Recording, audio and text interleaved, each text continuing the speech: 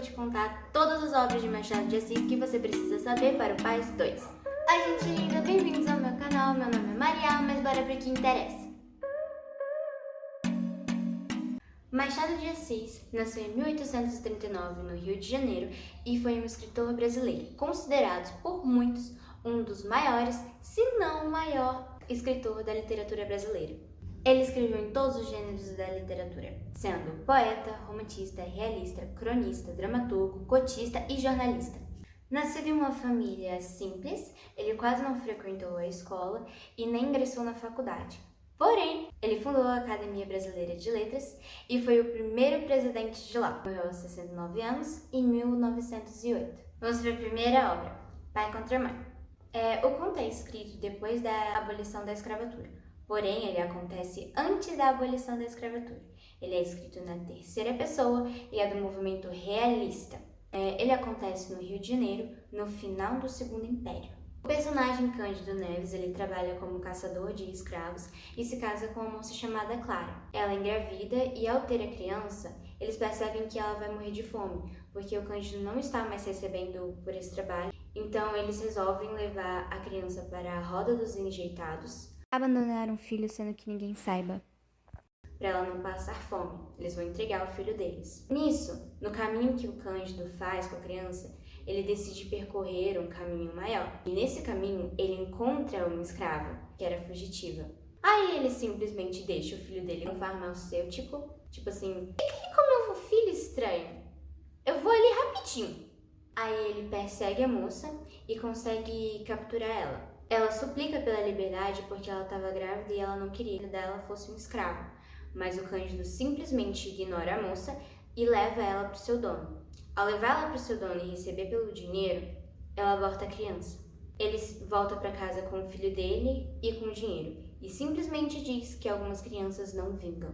Agora vamos para a segunda obra, A Cartomante. A história começa numa sexta-feira de novembro de 1869, com um diálogo entre o personagem Camilo e Rita. Camilo se nega a acreditar no que a cartomante diz, porém Rita crê que ela pode resolver magicamente todos os seus problemas. A cartomante é uma personagem que não tem seu nome revelado e é sinistra. Aí bora lá. Rita, como crê na cartomante, ela conta o seu caso com Camilo e ela diz que vai ficar tudo bem, entendeu? Você é uma moça casada, tá tendo caso com outra pessoa e vai ficar tudo numa boa. Beleza, só que acontece que ela é casada com o melhor amigo do Camilo, o Vilela. E esse personagem manda uma carta para Camilo para pedir que ele viesse à casa dele, entendeu? E assim, com um peso na consciência, Camilo fica morrendo de medo e vai até a cartomante, que até então ele não acreditava. E aí a cartomante diz a mesma coisa pra ele. Vai ficar tudo numa boa. Você tá pegando a mulher do seu melhor amigo e vai ficar tudo numa boa. Tranquilidade. Entendeu? E ele vai leve pra casa do Vilela. Chegando lá, ele é recebido pelo Vilela com um gesto para que o acompanhasse até uma certa sala. Nessa certa sala, ele encontra a Rita morta e ensanguentada. O Vilela o pega pelas costas, assim pela gola, e o mata com 2 tiros de revólver. E acaba a nossa história. Nesse conto, você não sabe, entendeu? Não fica muito claro se foi a cartomante que contou pro Vilela, se foi a Rita, que ao chegar em casa contou pro seu marido, por isso que ela estava preocupada e tudo mais. Entendeu? Não dá pra saber exatamente se foi a cartomante, se foi o Vilela, se foi o Camilo, se foi a Rita. Enfim, precisamos de um Sherlock Holmes nessa história.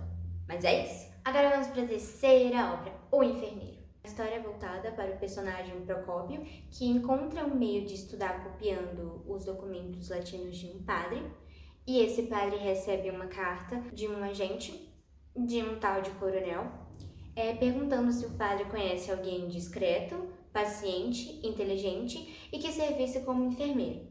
Esse padre mostra para Procópio essa carta e ele aceita, sem imaginar o que viria pela frente.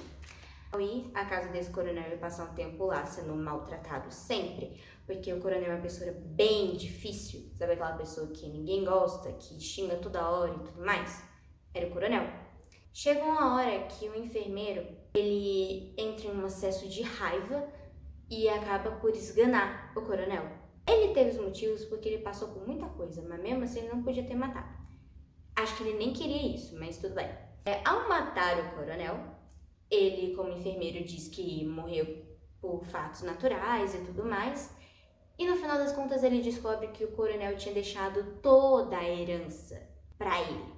Você matou uma pessoa que deixou toda a herança pra você. Aí o que o Procópio pensou? Cara, eu vou doar essa grana, não é minha.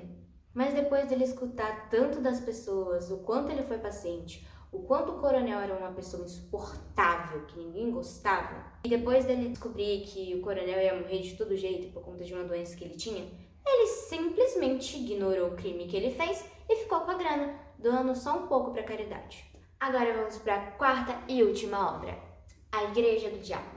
Um belo dia, o diabo decide fundar uma igreja porque se sentiu humilhado por não ter nem sequer um ritual. E assim foi comunicar a Deus sua ideia. O que tu quer, criatura? Fundarei uma igreja.